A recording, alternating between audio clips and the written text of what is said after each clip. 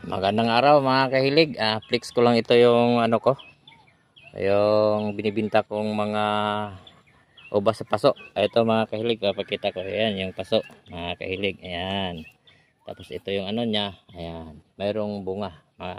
Malaking bunch mga kahilig. Ayan, oh. Makikita. At saka doon sa itaas mga kahilig. Ayan kung makikita ito. Ayan bunga yan mga kahilig. Ayan, oh. Ayan. Kaya kung may mapaibig dyan na gustong magtanim ng ubas sa harapan ng bahay nila, ito, binibinta po ito yung nasa malaking paso. Ano lang yan pag halimbawa bibilin mo yan, kakalbo lang to, tanggalan ng mga dahon at saka yung mga paiksiin natin yung mga ano niya, yung mga fruiting arm mga kahilig.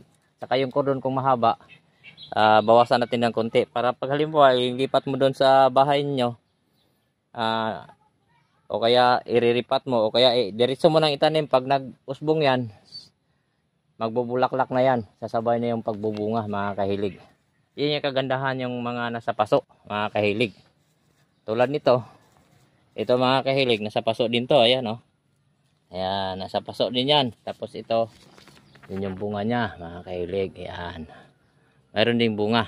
Ayan, ito rin isa mga kahilig. Ito, ang daming mga ano nakatanim na nasa ano lang. Ito, ayan, marami din bunga. Ito kung makikita mga kahilig. Ayan, ito, ayan, bunga, malaking bunch po yan mga kahilig. Malapitan natin. Ayan. Hindi na titining natin yan dahil ano, parang display lang yan Ayan mga kahilig. Yung lot dito na nagbubunga mga kahilig, kung makikita nyo, nasa paso lang yan. Yung nagbubunga dyan. Tapos binibinta lahat yan. Yung mga gustong magtanim, yan, PM lang kayo sa akin, pag-usapan natin yung presyo sa bawat ano paso. Dahil mayroong malalaki, mayroong maliliit, saka yung kasyang-kasya sa bulsa lang, pag-usapan natin mga kahilig. Diyan lang mga kahilig yung update sa ating mga binibinta na nasa paso.